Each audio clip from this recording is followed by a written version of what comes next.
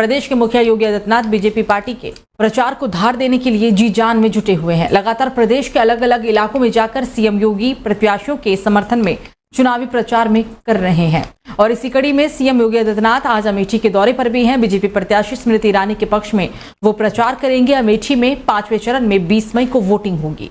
कांग्रेस के गढ़ में सीएम योगी के प्रचार प्रसार करने की वजह से सियासी सरगर्मियां बढ़ गई हैं। तो मुख्यमंत्री योगी आदित्यनाथ ने आज सुबह श्री काशी विश्वनाथ मंदिर और काल भैरव मंदिर में दर्शन पूजन किया है। इस दौरान उन्होंने बाबा विश्वनाथ का विधि विधान से दर्शन पूजन व जलाभिषेक भी किया।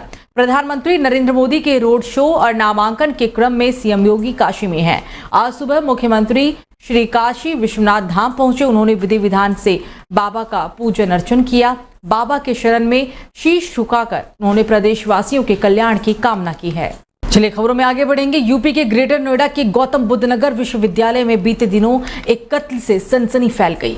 यहां 6 मई को विश्वविद्यालय की पानी की टंकी में एक महिला का शव मिला था। गौतम बुद्ध नगर यूनिवर्सिटी में एम ब्लॉक के ऊपर बने सीमेंटेड वाटर टैंक में ये शव मिला था।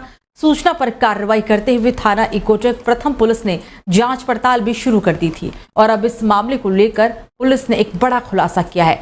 पुलिस को शुरुआती जांच और पड़ोसियों से पूछताछ में ये बात पता चली कि महिला की ये शव किसी कौशल नाम की महिला का है।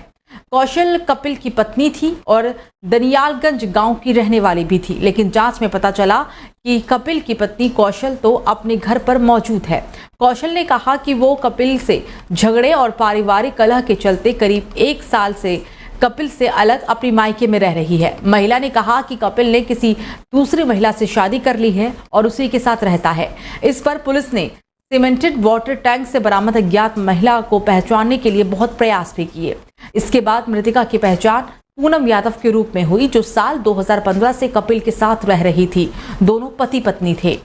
तो ग्रेटर नोएडा में Shri Radha sky garden society में बीते दिनों सैकड़ों निवासियों ने बिल्डर के खिलाफ मोर्चा खोला और ऑफिस का घेराव करते हुए प्रदर्शन भी किया। Shri Radha sky garden society के निवासियों ने कहा कि सोसाइटी में मूलभूत सुविधाओं की भारी कमी है, जिसकी मांग और शिकायत निवासी पिछले करीब 5 से 6 साल से करते आ रहे हैं। बिल्डर ने मांगों को पूरा किया है। उन्होंने कहा है कि करीब 8 से 10 सालों से सोसाइटी में लोग रह रहे हैं और उसके बावजूद सोसाइटी में फायर फाइटिंग इक्विपमेंट्स नहीं है। पूरे बेसमेंट में सीपेज और लीकेज भी है, जिससे सोसाइटी में टावर कमजोर होते जा रहे हैं। स्विमिंग पूल भी चालू नहीं है और ना ही क्लब हाउस पूरा बनाया गया है। सोसाइटी और हाउस कीपिंग स्टाफ भी आधा कर दिया गया है। तो अमानतुल्लाह खान के घर पे बीते शनिवार को नोएडा पुलिस पहुंची। नोएडा पुलिस नोटिस देने के लिए पहुंची थी। हालांकि विधायक अपने बेटे के साथ कई दिन से घर से गायब हैं। नोएडा पुलिस ने घर पर नोटिस चिपका किया है और नोएडा पुलिस का यह भी आरोप है कि अमानतुल्लाह खान और उनके बेटे जांच में सहयोग नहीं कर रहे हैं। नोएडा पुलिस ने आम आदमी पार्टी के विधायक अमानतुल्लाह खान और उनके बेटे के खिलाफ केस दर्ज कर लिया है। आरोप है कि पिता बेटे ने पेट्रोल पंप पर गुंडागर्दी की थी। अमानतुल्लाह के बेटे ने पेट्रोल पंप पर मारपीट की और उसके बाद विधायक अमानतुल्लाह मौके पर पहुंचे और उन्हें धमकी भी दी। दिल्ली के आप विधायक अमानतुल्लाह खान के बेटे ने पंप में दबंगई दिखाते हुए वहां पर मारपीट की। घटना सेक्टर 95 स्थित पेट्रोल पंप की है।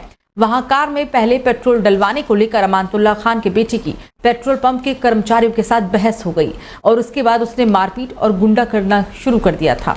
चलिए खबरों में आगे बढ़ेंगे। यूपी के फर्रुखाबाद में चौथे चरण के लोकसभा चुनाव के लिए पोलिंग पार्टियों को जिलाधिकारी पुलिस अधीक्षक ने रवाना कर दिया है। कल होने वाले लोकसभा चुनाव के लिए 1527 बूथों के लिए पोलिंग पार्टियों को मतदान संपन्न कराने के लिए रवाना किया गया है।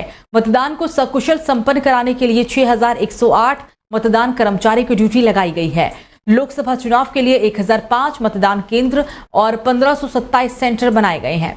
निष्पक्ष चुनाव संपन्न कराने के लिए 15 जोनल मजिस्ट्रेट, 132 सेक्टर मजिस्ट्रेट को भी तैनात किया गया है। तो वहीं पुलिस अधीक्षक विकास कुमार ने कहा कि निष्पक्ष चुनाव संपन्न कराने के लिए कड़ी सुरक्षा व्यवस्था के इंतजाम किए गए हैं और साथ ही सुरक्षा व्यवस्था में 421 दरोगा, 15 कंपनी अर्धसैनिक बल, 3790 पुलिस के जवान और होमगार्ड सुरक्षा व्यवस्था में तैनात किए गए हैं। ये लोगों को जो हमारी पोलिंग पार्टी है जो और निर्वाचन कार्य में उनके सहायता के लिए उनको शुद्ध स्वच्छ खाना और निर्धारित रेट पे मिले, इसके लिए हमने 30 काउंटर बनवाए हैं ताकि सभी तरह के फूड उनको मिल जाए सस्ते दाम पे और अच्छी व्यवस्था है। और बाकी जो हमारे सारे कर्मचारी हैं, कार्मिक के CDO हैं, ADM हैं, बाकी अधिकारी सब लगे हुए हैं।